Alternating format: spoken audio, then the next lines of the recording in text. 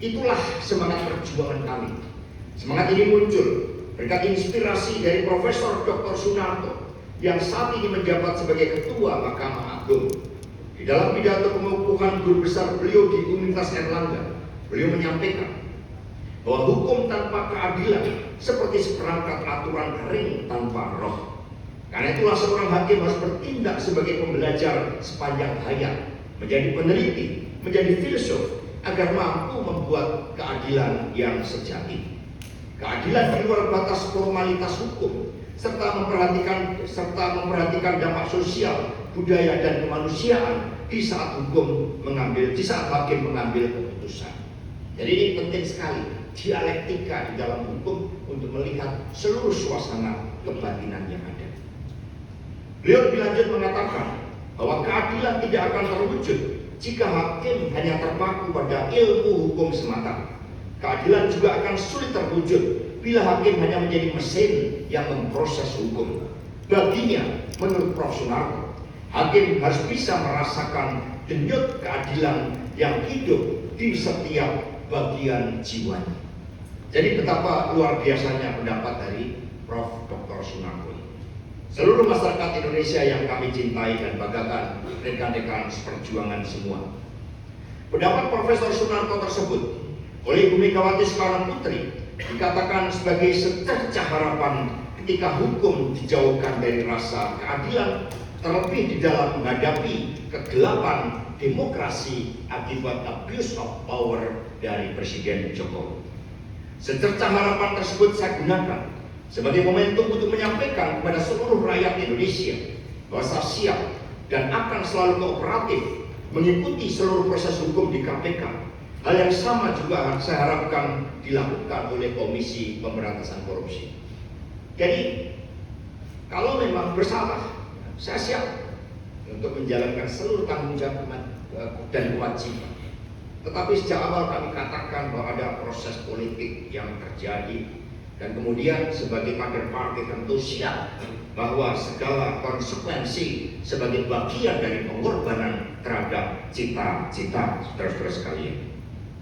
Bapak, Ibu, dan saudara-saudara sekalian, banyak yang mengatakan kepada saya bahwa kini tiba saatnya untuk melakukan suatu gugatan, suatu declaration of our objections, atau suatu sikap resmi sebagai warga negara Republik Indonesia yang sah terhadap perlakuan berlebihan berupa suatu pelanggaran etik dan tindakan melawan hukum yang dilakukan oleh saudara Rosa Purba-Bekti. Apa yang dilakukan oleh penyidik KPK tersebut selain sangat intimidatif, tendensius, juga tidak bisa dilepaskan dari kepentingan politik di luarnya.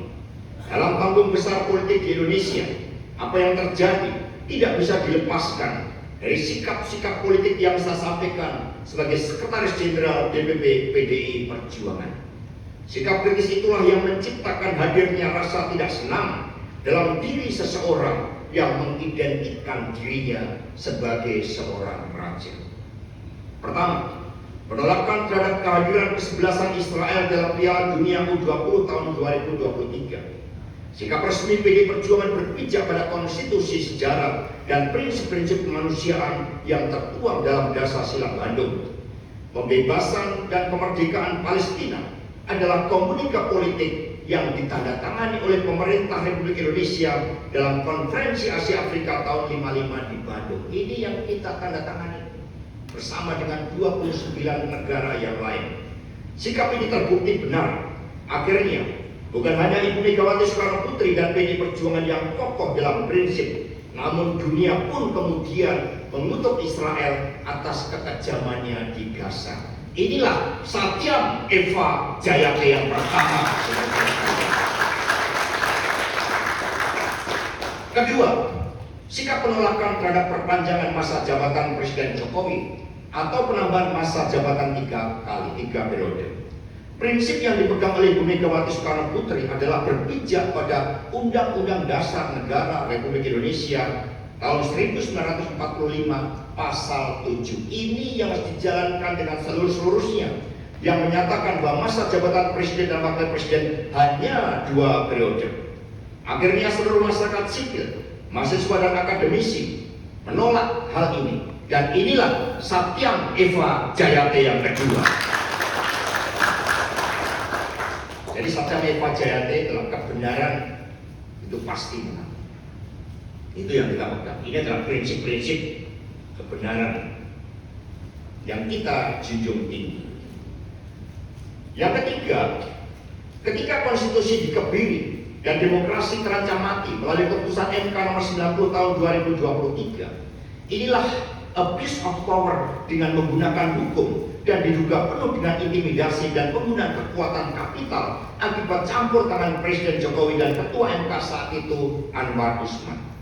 Sikap tegas Ibu Megawati Soekarno Putri terjadi karena ketaatan pada peraturan perundang-undangan. Apa yang terjadi di MK ini akhirnya tercatat sebagai titik paling gelap dalam sejarah demokrasi Indonesia. Dan inilah Satyam Eva Jayate, sebab konstitusi itu memiliki roh.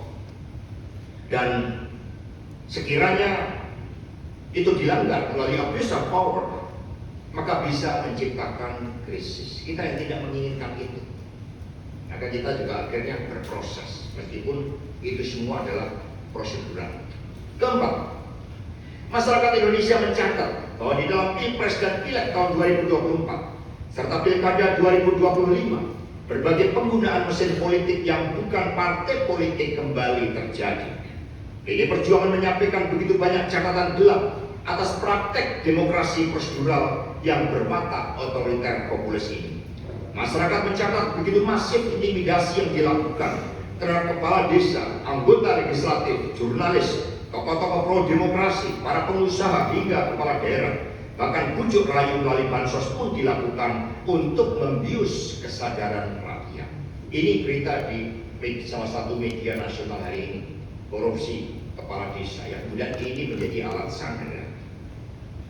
Terhadap berbagai penyalahgunaan bansos ini, pada tanggal 8 Februari yang lalu, Jenderal TNI Purnawirawan Luhut Binsar Panjaitan menyatakan bahwa dari 500 triliun dana bansos tersebut, hampir separuhnya atau 250 triliun yang sampai ke masyarakat. Inilah penyalahgunaan keuangan negara dalam proses elektoral. Ini yang seharusnya juga menjadi perhatian. Hadirin dan seluruh masyarakat Indonesia yang kami cintai dan banggakan, PD Perjuangan sangat menghormati KPK. KPK punya misi mulia untuk memberantas korupsi dan menegakkan akhlak bangsa. KPK didirikan oleh Presiden Megawati Soekarno Putri bukan untuk dengan wajah yang seperti saat ini. KPK seharusnya fokus untuk menangani kasus-kasus korupsi besar seperti illegal logging, kemudian tambang-tambang ilegal, judi online, narkoba, dan lain-lain yang diduga banyak melibatkan aparatur negara. PD Perjuangan dan seluruh rakyat Indonesia akan memberikan dukungan penuh terhadap KPK jika benar-benar memberantas korupsi pada kasus-kasus yang merugikan keuangan negara. Saya bukanlah pejabat negara. Tidak ada kerugian negara terhadap kasus yang ditujukan kepada saya. Namun mengapa tidak hanya ditarget, kemudian proses-proses sampai melanggar HAM pun dilakukan oleh saudara Rosa Purba Bekti yang menggunakan KPK bagi kepentingan sempitnya.